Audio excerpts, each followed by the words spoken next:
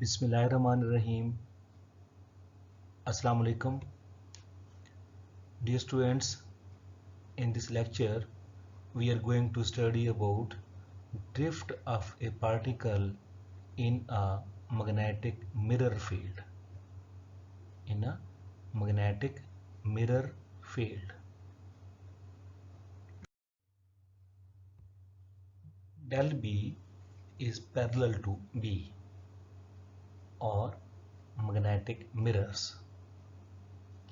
Let's see what are the magnetic mirrors and why they are called magnetic mirrors. In this lecture we shall study inshallah. Now we consider a magnetic field which is pointed primarily in the z direction and whose magnitude varies in the z direction. पहले हम जो magnetic field लिया करते थे वो uniform होती थी. अब जो मैग्नेटिक फील्ड है उसकी डायरेक्शन जी डायरेक्शन ही है लेकिन उसकी जो मैग्नीट्यूड है वो अब चेंज हो रही है. डायरेक्शन नहीं, मैग्नीट्यूड चेंज हो रही है. Let the field be axisymmetric. हम ये सपोज कर लेते हैं कि जो मैग्नेटिक फील्ड है वो एक्सिसमेट्रिक है, means symmetric about the axis है. और ये कंडीशन उसके अंदर मौजूद है कि बी थीटा 0 है and partial by partial theta ये भी इक्वल टू 0 है. इन कंडीशन के साथ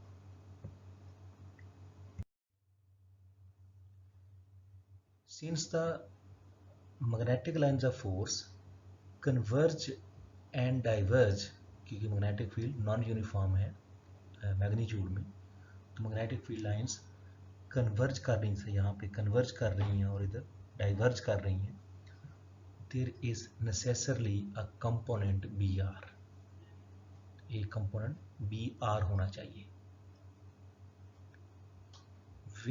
we wish to show that this gives rise to a force which can trap a particle in a magnetic field. ठीक, बी आर कंपोनेंट होना चाहिए. हम calculate करेंगे बी आर कंपोनेंट और हम चाहते हैं कि इससे एक ऐसी फोर्स लगे जो पार्टिकल को मैग्नेटिक फील्ड के अंदर ही ट्रैप कर दे, कैद कर दे. ये आप एक बॉटल देख रहे हैं कि मैग्नेटिक फील्ड इस तरह बॉटल की तरह की है. यहाँ पे डिस्टेंस ज़्यादा है, यहाँ पे डिस्टेंस कम है, यहाँ पे कन्वर्ज हो रही है. इसका मतलब इसकी मैग्नीट्यूड में वेरिएशन आ रही है. ये जी डायरेक्शन में मैग्नेटिक फील्ड है. ये इलेक्ट्रॉन की और आयन की मोशन हो रही है. ठीक है, इलेक्ट्रॉन के लिए और आयन के लिए मैग्नेटिक फील्ड के अंदर. We can obtain B R, क्योंकि हमने बी आर मालूम करना था, तो we can obtain B R from del dot B, divergence of magnetic field से. Divergence of magnetic field is equal to 0. ये हम कंडीशन लेके हम बी आर को कैलकुलेट करते हैं. ज़हन में रखें बी आर क्यों कैलकुलेट करना है, क्योंकि बी आर जो है वो हमें फिर ऐसा कंपोनेंट प्रोवाइड करेगा फोर्स का जो पार्टिकल को ट्रैप रखेगा इनसाइड द मैग्नेटिक फील्ड. अब ये सारी कैलकुलेशन हमने इस लेक्चर में करनी है. तो del dot B equal to 0, ये इसके आपने जो है वो सिलेंड्रिकल कोऑर्डिनेट्स में इसमें लिखा 1 by R partial by partial R R B R plus partial B Z by partial Z is equal to 0. If partial bz by partial z is given at r is equal to 0 and does not vary much with r,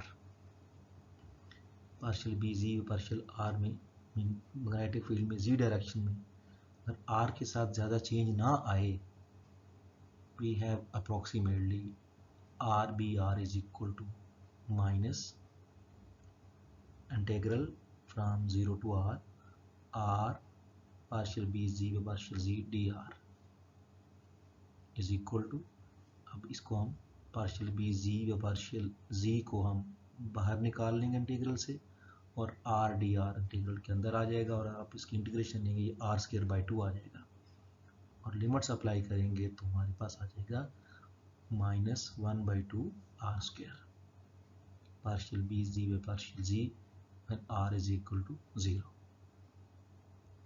ठीक, तो B R किसके equal आ गया, B R is equal to, ये इस are से ये वाला आर कट गया, ये आर बी आर था ना, तो ये जो आर है ये इस आर से कट गया, तो हमारे पास रह गया एक R, -1/2 R into partial B Z by partial Z at R is equal to 0।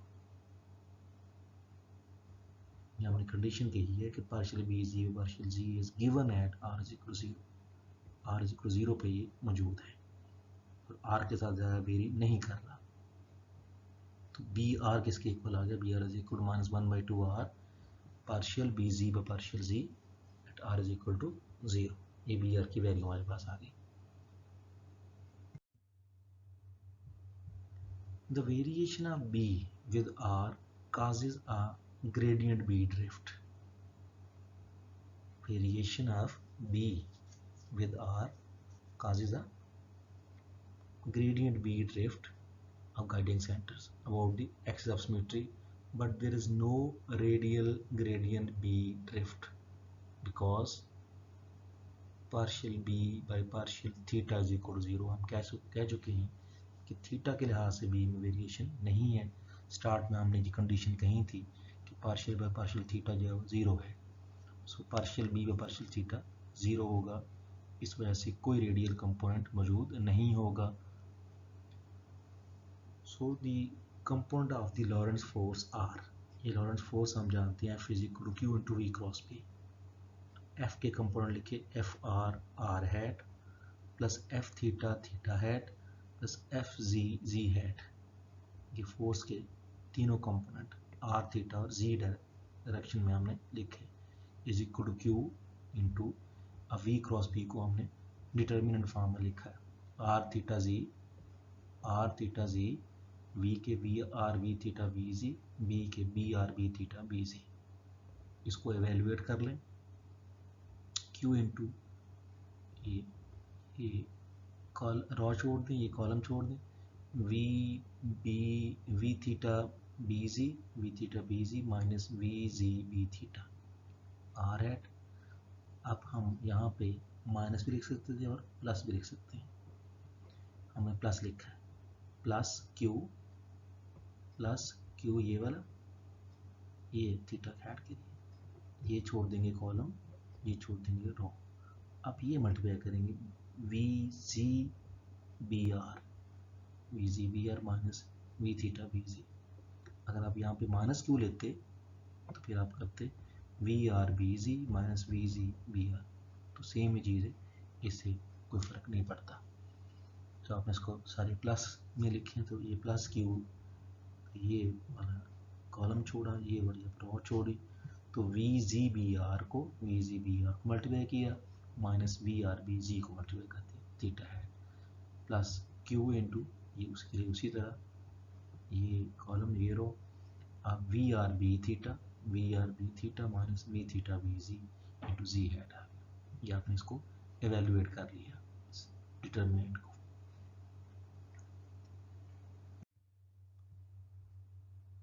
No by comparing the components, अब आपने करस्पॉन्डिंग कंपोनेंट जो है आर थीटा जी, ये तीनों को कंपेयर कर लिया राइट और लेफ्ट साइड।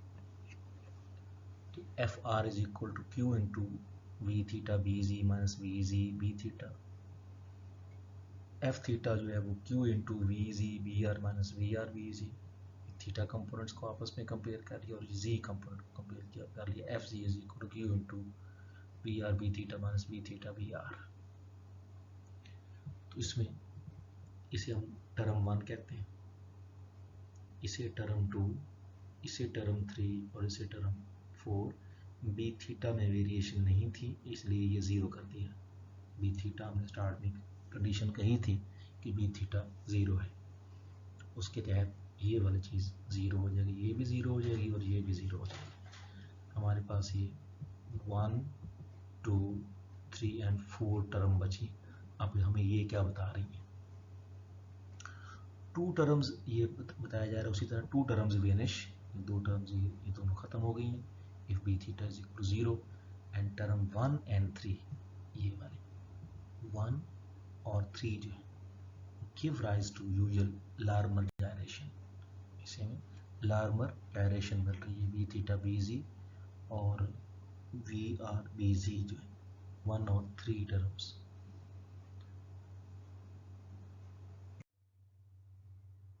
टर्म 2 जो है वो वेनिश कर जाती है on the axes. Term 2 vanishes on the axes. लेकिन अगर ये वेनिश ना करे, when it does not vanish, term 2 को खत्म हो जाना चाहिए एक्सेस के ऊपर। लेकिन अगर ये खत्म नहीं होती तो उसकी क्या वजह है, दिस एजीमुथल फोर्स एक फक्टिशियस फोर्स होती है जो कि परपेंडिकुलरली पार्टिकल के ऊपर एक्ट करती है जब वो रोटेशन में होता है, काजेज अ ड्रिफ्ट इन दी रेडियल डायरेक्शन। एजीमुथल फोर्स जो है वो रेडियल डायरेक्शन में पार्टिकल के अंदर ड्रिफ्ट पैदा कर देगी। This drift merely makes the guiding center follow the lines of force। इस ड्रिफ्ट से जो पार्टिकल होगा वो फील्ड लाइंस को फॉलो करेगा।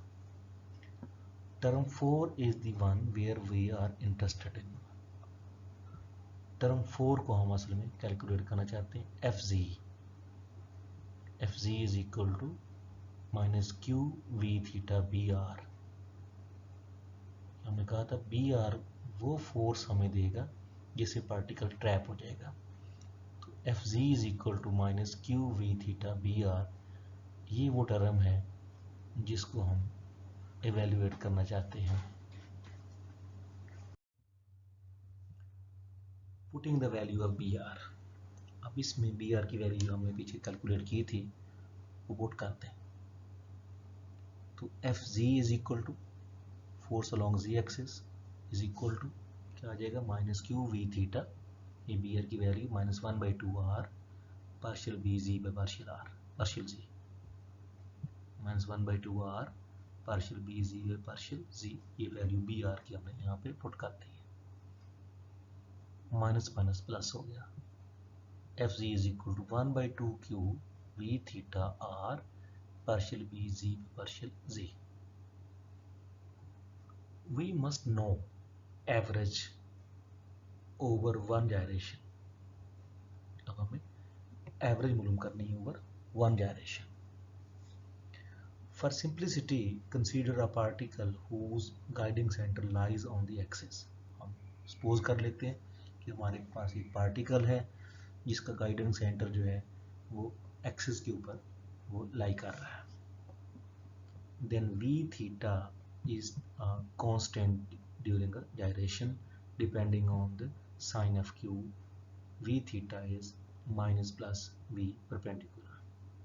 Since r को rl जो है वो लार्मर रेडियस के बराबर पुट कर लेते हैं, the average force is F C is equal to minus plus, और माइनस प्लस जो है चार्जेस के साइन है, नेगेटिव इलेक्ट्रॉन के लिए और पॉजिटिव आयन के लिए। तो 1/2 क्यू इस वी थीटा को आपने जो है वो पुट किया minus plus we perpendicular, V theta को रिप्लेस कर दिया इस इक्वेशन में माइनस प्लस वी परपेंडिकुलर से और आर को आर एल से। तो माइनस प्लस को हमने शुरू में लिखा minus plus 1/2 Q we perpendicular R L partial B Z by partial Z, ये हमारे पास आ गया F Z. F Z is equal to minus plus 1/2 Q we perpendicular. अब आर एल की वैल्यू हमने पुट कर दी है, R L is equal to we perpendicular over omega होता है। v is equal to R omega, R is equal to E over omega, ये हम नॉर्मल रेडियस जानते हैं, पहले पढ़ चुके हैं। R L is equal to we perpendicular over Q over W over omega होता है, ओमेगा सी या ओमेगा लिख लें। तो ये हमारे पास आ गया V perpendicular over omega C partial B Z व पार्शियल जी। तो ये v परपेंडिकुलर और ये v परपेंडिकुलर, ये v परपेंडिकुलर का स्क्वायर बन गया। तो F Z is equal to minus plus half Q v perpendicular square over omega C partial B Z by partial Z. अब ओमेगा सी किसके इक्वल होता है, ये हम जानते हैं, plus minus Q B over M equal होता है। Omega C is equal to plus minus Q B by M. तो अगर हम यहाँ से माइनस कॉमन ले लें तो ये प्लस माइनस हो जाएगा और माइनस प्लस हो जाएगी, तो minus into minus plus Q B by M. ये हमने क्यों किया देखते हैं। अब ये जो ओमेगा सी की वैल्यू है यहाँ पुट कर दें इस जगह पे। जब यहाँ पुट करेंगे minus into minus plus Q B by M, minus into F Z is equal to ये वाली minus plus half Q we perpendicular square omega C की value minus into minus plus Q B over M. अब ये minus plus जो है ये minus plus से cancel हो जाएगा,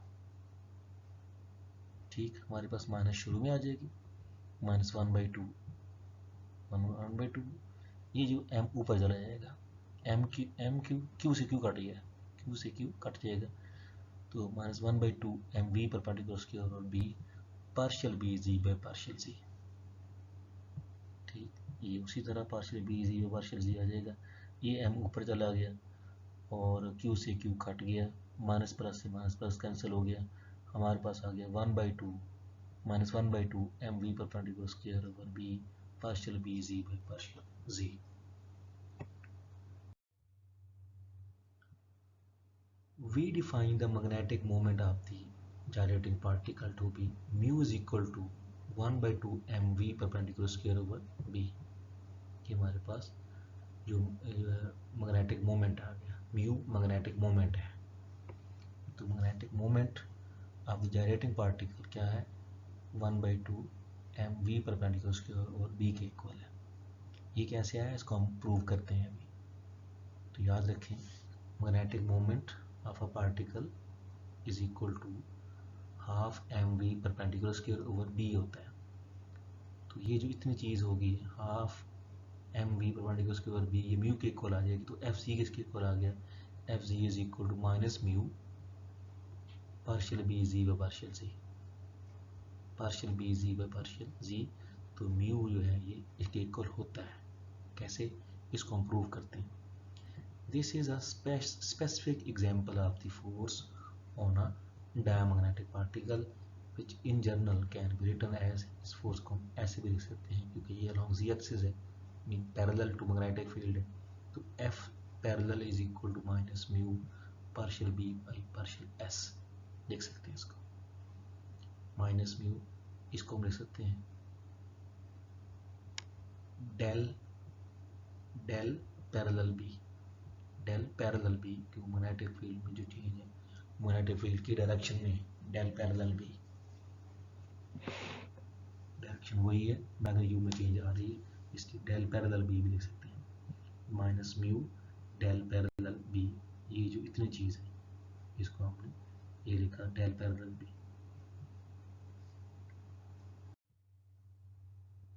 ds is a line element along b। Also हम जानते हैं म्यू इज इक्वल IA होता है, mu is equal to IA, product of current and cross sectional area is called magnetic moment. तो mu is equal IA, I is equal to Q over T और T की value 2 pi over omega होती है, T की value 2 pi over omega, ये वहाँ put कर दें तो mu is equal to Q over T into A। असल में हम यहाँ पे ये प्रूव करना चाहते हैं कि जो म्यू होता है equal to 1/2 mv perpendicular square over b के इक्वल होता है। तो इसको प्रूव करने के लिए हमने क्या किया, ये फार्मूला हम जानते हैं, mu is equal to IA होता है, I is equal to Q over T, rate of flow of charge is called current होता है, is equal to Q over T, और T जो होता है वो 2 पाई ओवर ओमेगा क्योंकि सर्कल के अंदर है, 2 पाई ओवर ओमेगा। यहाँ पुट कर दें वैल्यूज, तो क्यू ए ओवर टी की वैल्यू पुट कर 2 पाई ओवर ओमेगा, ओमेगा ऊपर चला जाएगा, तो Q A omega over 2 pi. जो एरिया होता है ये पाई आर एल स्क्वायर आ जाएगा, pi R L square, pi R L square, ये लार्मर रेडियस उसका square into A into pi is equal to area आ जाएगा। तो ये एरिया की वैल्यू यहाँ पे पुट कर दें, pi R L square, Q pi R L square omega over 2 pi, पाई से पाई कट गया, half Q R L square omega. Mu is equal to 1/2 Q. अब आर एल की वैल्यू हम पुट कर देंगे वी परपेंडिकुलर ओवर ओमेगा का square, V perpendicular over omega और का square into omega, 1/2 Q we perpendicular square over omega square into omega, एक omega से ओमेगा कैंसिल हो गया, हमारे पास आया mu is equal 1/2 Q we perpendicular square over omega. अब यहाँ पे क्यू बाई ओमेगा किसके इक्वल होगा, या आप ओमेगा की सिंपल वैल्यू रिप्लेस कर दें, ओमेगा होता है q B by m, omega q B by m, m ऊपर चला गया, क्यू से क्यू काट गया, half m we perpendicular square over b is equal to mu, ये वो प्रूव हो गया। इसी को हमने कहा था कि हम प्रूव करेंगे कि म्यू जो है वो half m we perpendicular square over b के इक्वल होता है। As the particle moves into region of stronger or weaker magnetic field, its Larmor radius changes. Particle क्योंकि strong magnetic field में भी move कर रहा है, weak magnetic field में भी move कर रहा है, क्योंकि हमने कहा था magnetic field या magnitude में vary कर रही है, तो चार्ज पार्टिकल जो होगा strong magnetic field as well as weak magnetic field में move करेगा, उस वजह से उसका जो Larmor radius होगा उसमें variation आएंगी, but mu remains unchanged। तो मैग्नेटिक फील्ड बदलेगी ना, तो वी परपेंडिकुलर बदलेगा, जब ये बढ़ेगी वी परपेंडिकुलर बढ़ेगा, बी कम होगा वी परपेंडिकुलर कम होगा, जो रेशियो रहेगी वो कांस्टेंट रहेगी, म्यू कांस्टेंट रहेगा।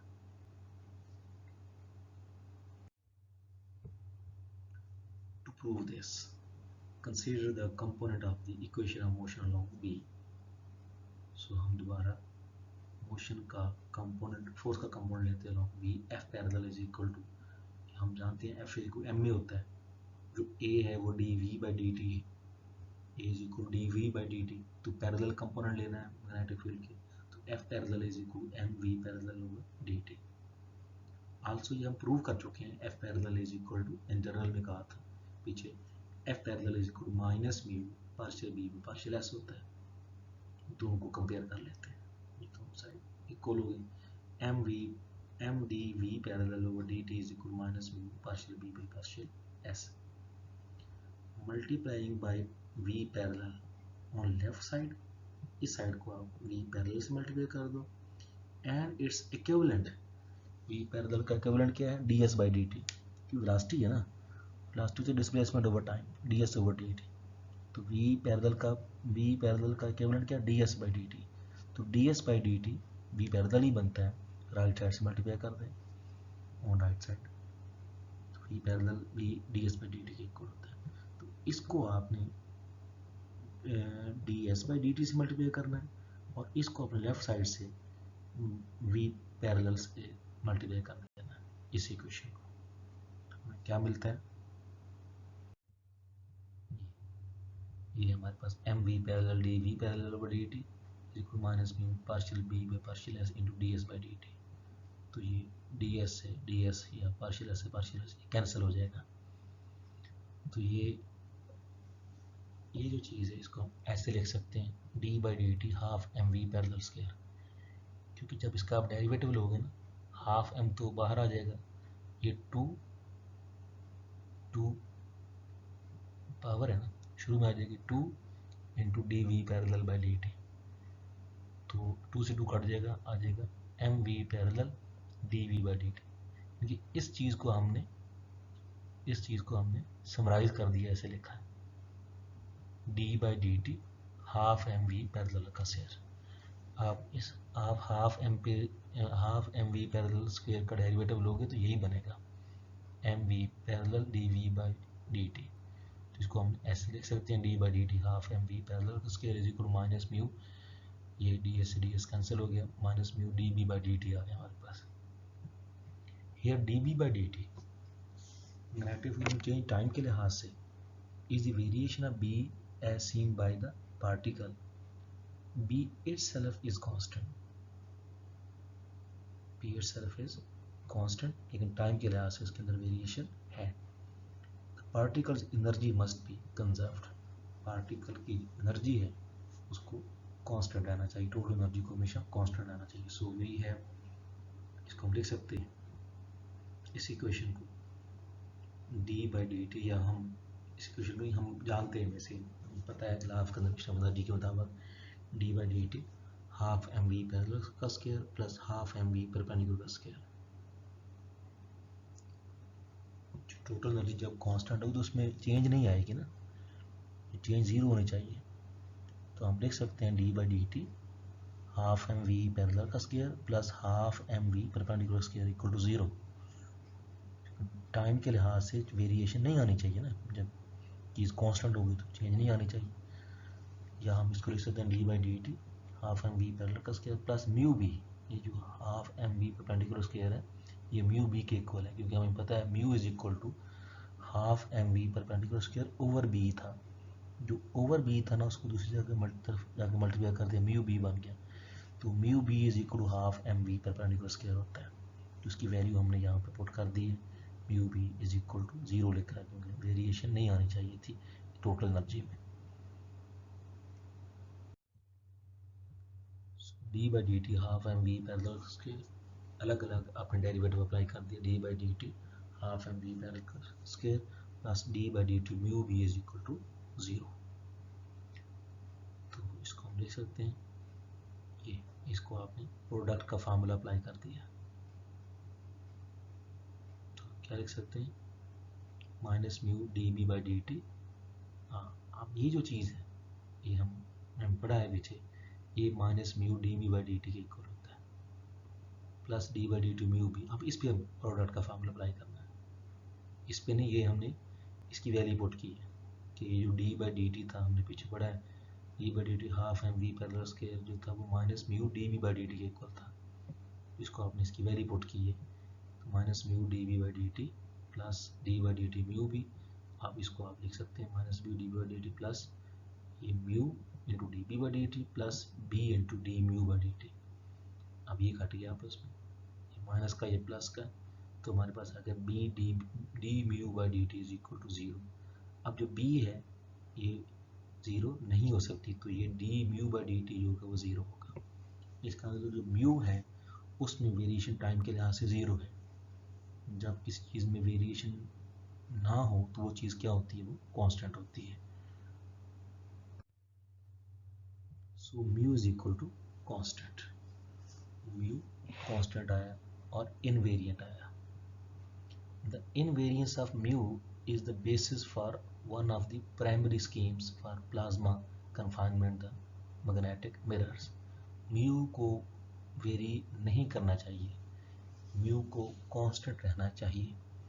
ये है हमारी एक बेसिक आइडिया जो हम यूज़ करते हैं मैग्नेटिक मिरर्स के अंदर to trap the plasma particles. Mu must remain constant, magnetic moment must remain constant. As particle moves from a weaker field region to a stronger field region, in the course of its thermal motion, it sees an increasing B and therefore its V perpendicular must increase. क्योंकि mu constant रखने के लिए इससे पहले बात की थी कि B बढ़ता है जैसे पार्टिकल मूव करता है ना, तो हमने कहा था कि जो मैग्नेटिक फील्ड की मैग्नीट्यूड है वो चेंज होती है। तो जब मैग्नेटिक फील्ड है जहाँ पे ज़्यादा क्लोजर हो जाएंगे, स्टार्ट में फिगर देखी थी आपने, वहाँ पे मैग्नेटिक फील्ड लाइन क्लोजर हो गई थी, तो इसका मतलब मैग्नेटिक फील्ड बढ़ गई है। तो जब मैग्नेटिक फील्ड बढ़ी है तो वी परपेंडिकुलर को बढ़ना चाहिए था। So v perpendicular must increase in order to keep mu constant as mu is equal to half m b perpendicular square over b, कि जब बी बढ़ा है तो म्यू बढ़ा है, बी बढ़ा है तो बी परपेंडिकुलर बढ़ा है, म्यू नहीं बढ़ा, म्यू कांस्टेंट रहा। ये रेशो में ये चीज़ें बड़ी हैं तो म्यू कांस्टेंट रहेगा।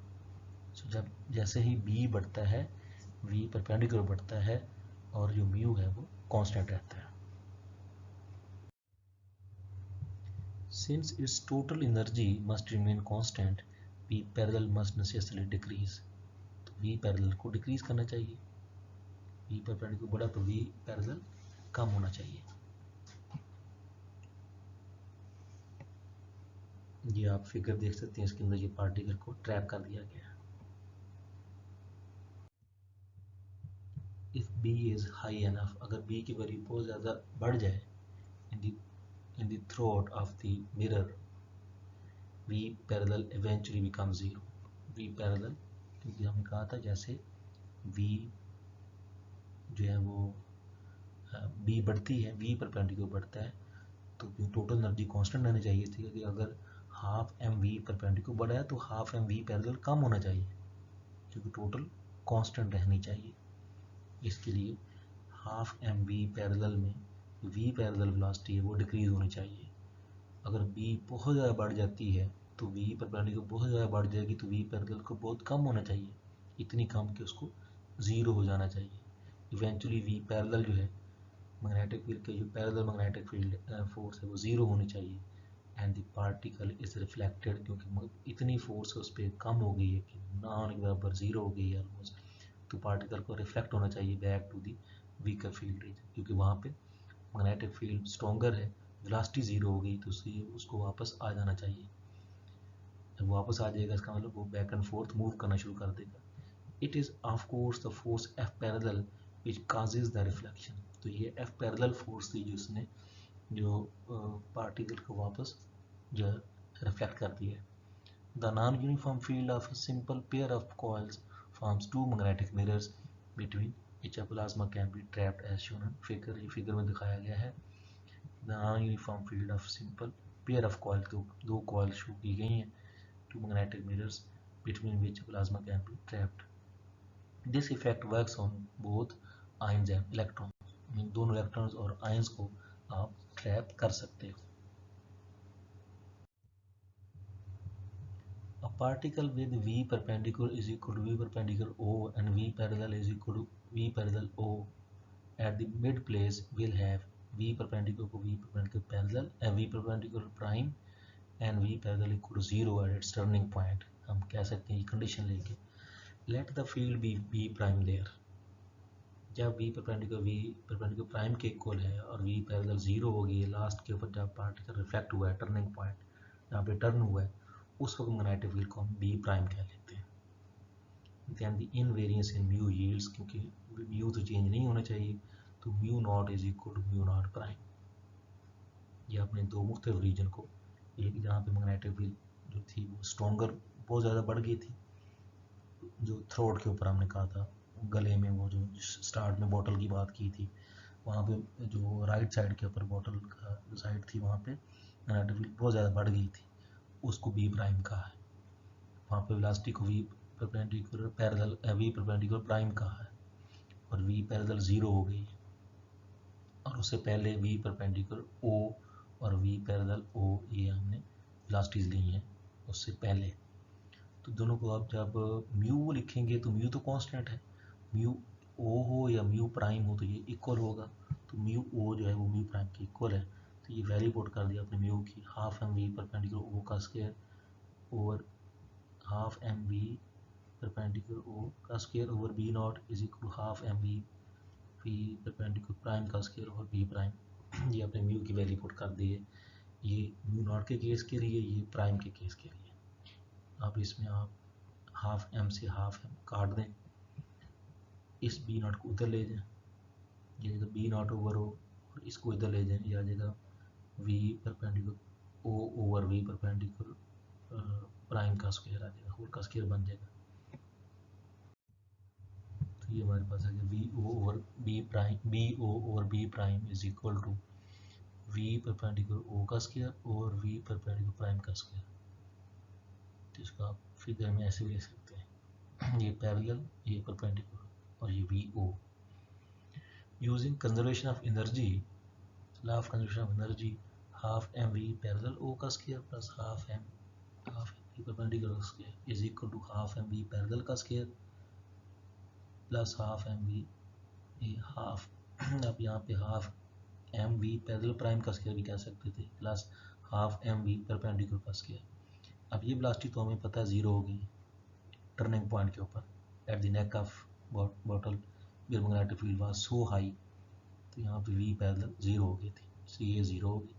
सो इन हाफ एम वी पैरेलल का square plus half m we perpendicular o का square is equal to half m we perpendicular prime का स्क्वायर आ जाएगा।